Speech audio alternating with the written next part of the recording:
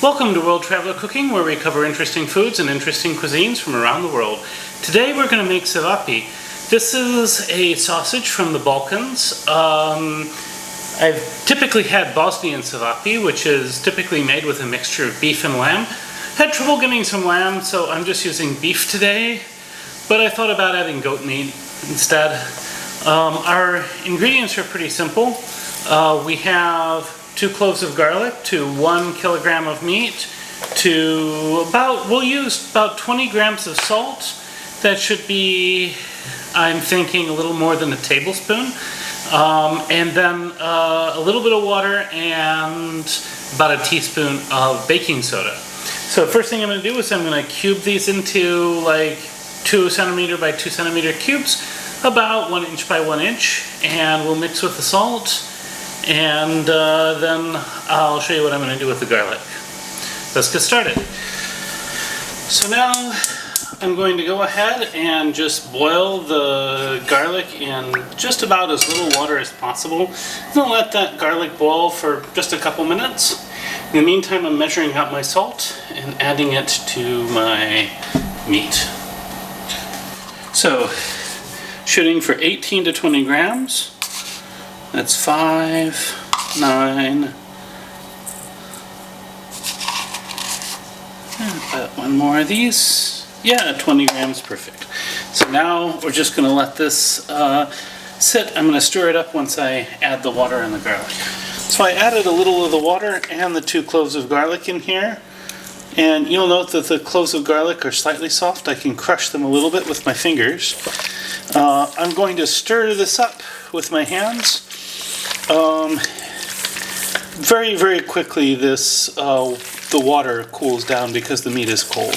So next I'm going to cover this. I'm going to let it sit in the refrigerator overnight, and we will be back tomorrow. So the next morning, one of the things you'll find is that the texture of the meat is completely transformed due to the salt.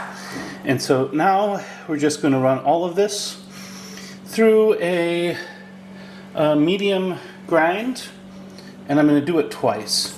So I'm actually going to reuse this bowl. I'm going to basically move everything to the side, and I'm just going to run this through twice. So I decided not to reuse the bowl because I realized tracking it would be difficult as far as what was used ground once versus twice. But you're going to notice that with the overnight water and a little bit of water and salt, that this actually doesn't release any liquid. The water is really tightly bound in here. So next I'm going to grind it a second time, and then I'm going to mix in a teaspoon of baking soda, and then we'll be ready to form. So in goes our teaspoon or so of baking soda, and then I'm just going to mix this around relatively well. Then normally this would be put through a specific sort of syringe kind of sausage press. I'm actually going to use the sausage stuffer instead because I couldn't find such a press. I tried to look on Tokopedia, and I got something totally different. Now for the taste test, I'm just going to take a couple of these, broil them under high heat. Ideally these should be like cooked on a charcoal grill or something, but I don't have that, so it'll be high heat and then the gas oven. And now for the taste test.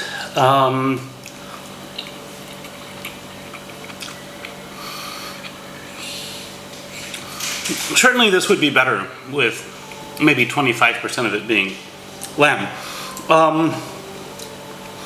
I wasn't able to get lamb, so I ended up using just 100% beef, which was fine.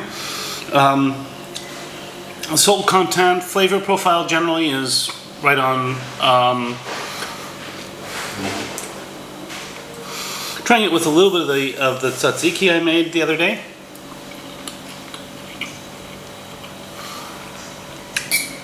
Now that kind of takes me right back to Sweden.